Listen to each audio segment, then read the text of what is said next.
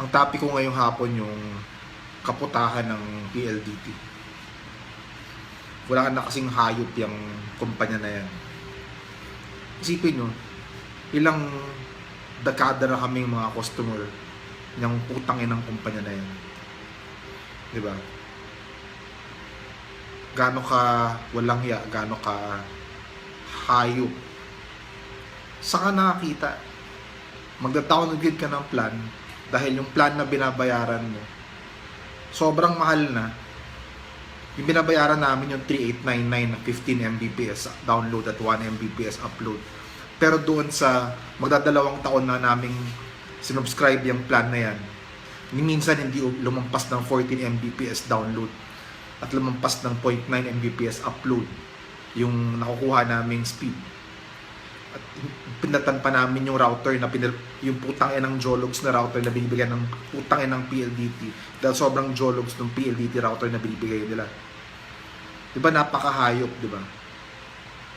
Yung kakagigil, yung araw ko nasira nung tumawag ako sa customer service nila kanina. Kasi ayoko na yung ayoko na magbayad ng pagkamahal-mahal tapos ganun lang speed na makuha mo. Samantalang sa ibang bansa, yung ganyang kataas, almost $100 na binabayaran mo, or $80. 1 Gbps na yan sa Singapore, sa South Korea, sa US, more than 50 Mbps ang sigurado. Sa atin, 15 Mbps lang. Tang-inan nyo, di ba? So ngayon, tumawag ako sa PLDT kanina, isipin nyo, para magpa-downgrade, kailangan magbayad ng 500 pesos na fee. Anong kaputahan yan? Di ba napakahayop? Ganyan ang tang-ina nyo, di ba?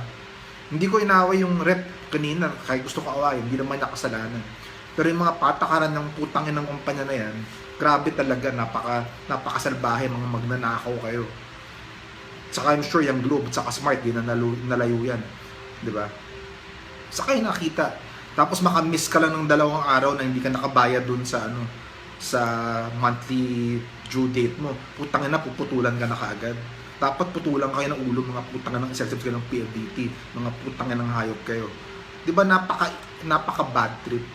Hindi na niyo mabigay yung tamang service. Minsan lang di makabayad yung araw lang di makabayad yung subscriber, puputulan niyo kaagad. So magtataka ka, bakit hanggang ngayon hindi pa rin nakakapasok ang Telstra or ibang ISP na ibang phone para mag-compete sa mga putang ng telco natin.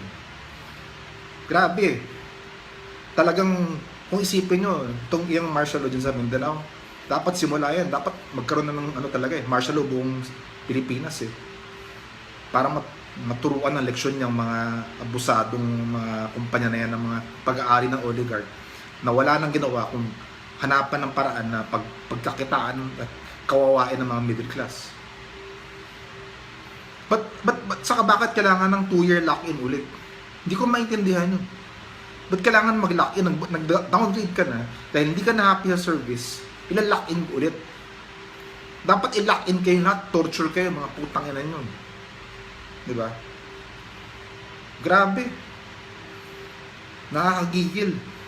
Palpak na service, kung nakwartahan ka pa, anong tawag dyan? Yan ang my God.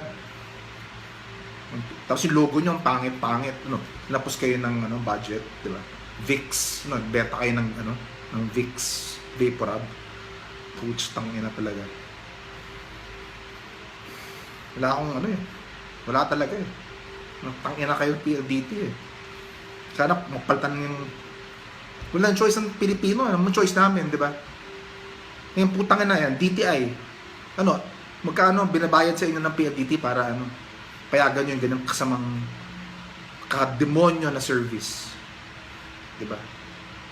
Tanginan nyo lahat sa totoo lang. Grabe. Sorry, masyado akong galit pero wala Bad trip talaga.